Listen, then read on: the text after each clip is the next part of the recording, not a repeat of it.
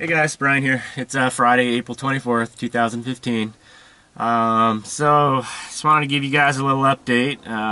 Just to let you know, I'm a little tired and out of it. I've been sleeping all day. I started my new job, and it is nights, and my current job that I had already is early mornings.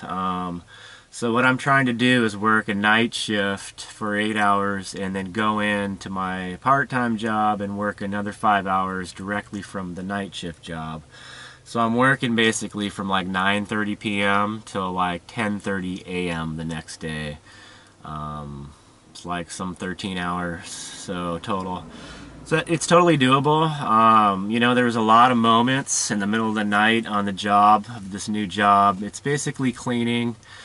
Industrial type cleaning of kitchens, and there was a lot of moments where I was asking myself, what the heck am I doing? This is crazy. What I'm doing is I'm trying to save up some money, so I'm gonna stick it out as long as I can. It's not permanent. I'm gonna hopefully try to make it through the summer.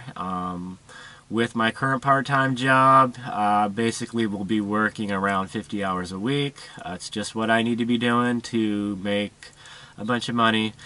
It probably won't be very consistent. There might be weeks where there's no work at all, which is good because I don't know if I could handle it doing it all the time. So anyway, that's enough rambling on that. I was praying for another job, and one came along, so I cannot complain. So and also, guys, big good news. I want to talk about this. I got the work camping job in North Dakota for the sugar beet harvest. There's a lot of talk, and I was getting a lot of comments about you can't get hired for work camping jobs unless you have a fully self-contained RV, and I have found that to be false. Obviously, for the sugar beet harvest, that's not the case. I was very upfront, told them the type of rig I have, and they said that's no problem. We have a campground with full shower facilities, bathrooms, even laundry facilities if I need them. So yeah, not a problem with that job. And what I've found with the research I've done is a lot of people, I think, are associating work camping with campground host job, which a campground host job is a work camping job, but it goes way beyond that, and I think that's where the confusion lies. A lot of people are associating campground host with work camping as that being really the only job, and typically a lot of campgrounds will prefer somebody in a fully contained RV, typically a couple, because they can get two workers in one spot, so it's a better deal for them. But that's not the case all the time. I have talked to multiple people that are van dwellers, and they are currently and in the past have gotten work camping jobs, and it hasn't been an issue. And some of those were even campground host jobs. So I'm not gonna go into depth on that one. I just wanted to clarify that for a lot of people. I get a lot of comments every time I talk about work camping, and yeah, I just wanted to bring that to light. So. Yay, I got the job. I'm going to North Dakota. So basically I landed my first work camping job. I need to be in North Dakota the last week of September. It's basically a week before work starts, and the campground is still paid for that week prior to you working. And the campground is paid for all the way up until, I think, I have to double check. I think it's actually a couple days after the last day of work. So you don't have to like split on your very last day. You can recuperate a little bit. So that's cool. I'm really excited about that. So basically what I'm doing now is kind of already looking into my route.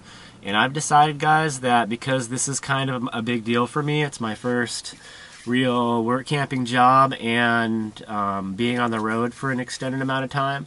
And I've decided that I'm going to take a good couple months off to travel from my jobs here in Southern California. And I really don't know what I'm going to do after the work camping job in North Dakota. I don't have anything else lined up as far as work camping. If I do it right, I can keep my part-time job here in San Diego and come back. But what I want to do is I really want to take my time getting up there and coming back. So I'm going to take a good 3 weeks or so to get up there, work the 2 weeks, and then take a few more weeks to come back. So it should work out to a total of about 8 weeks on the road, 2 of those weeks working.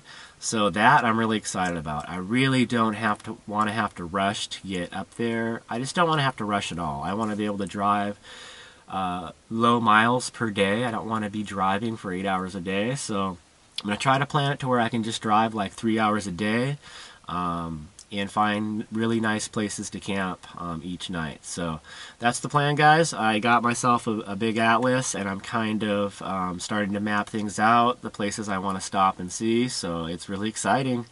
I was kind of in the frame of mind where I was going to, and I probably still will pursue it to some point, looking up other seasonal or part-time jobs that are in other places besides my hometown. So after the sugar beet harvest, I could possibly go somewhere else, but we'll see. I don't really want to overload myself. It really, like I said, will be my first experience with all this, so I just kind of want to see how it goes and maybe come back to my hometown, regroup after, and then get back out on the road. So that's the plan, guys. I'm super excited. I was really impressed with, I made that my last video on April 20th. I had sent the application off for the sugar beet harvest the Saturday prior to that, and I heard back from them Tuesday, April 21st. So it only took them 2 business days to process my application and call me back and say, hey, we have your campground reserved. Welcome aboard.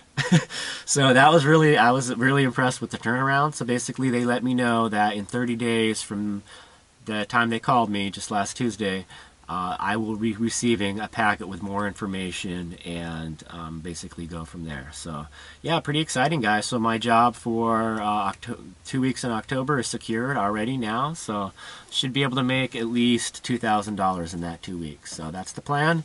And you know what occurred to me and somebody messaged me about is to get up there, up there and back, I'm gonna spend a good $1,000 probably in gas or close to it.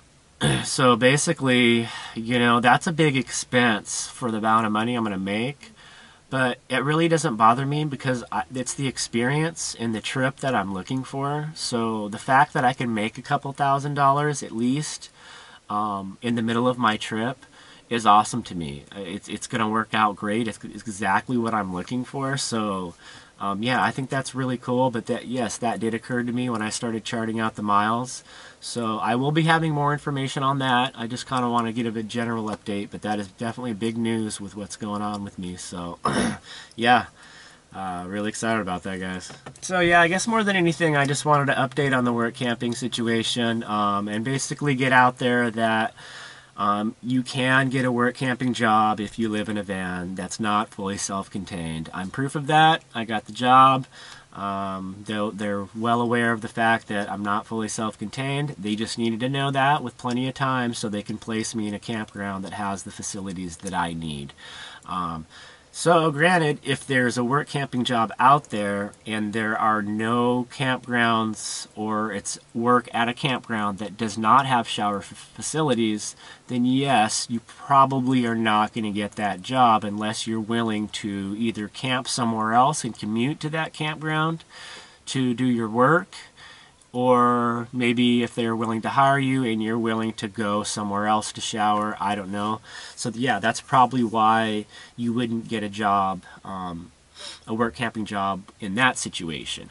But if it's a situation where, yes, if they have plenty of notice and you're able to get somewhere where they have showers for you, then yeah. And I also talked to one person who got a work camping job that was a campground host job, and it was a very primitive site. They didn't have showers there. They did have pit toilets, but he still got hired, and they just said showering's, you know, you'll just have to worry about that yourself. And he was able to shower outside with a solar shower.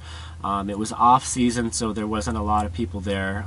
So yeah, it worked out well for him. He got the job, and you know, so for me, I'm really all about right now building up a reputation that yes, I am a van dweller and I'm able to handle work camping jobs. So that's what I'm hoping to do, and this sugar beet harvest will be the first one on my experience list. So super stoked about it, guys. Hope to have some more consistent videos up here soon, and hope everyone's doing well. We will see you guys soon. Peace.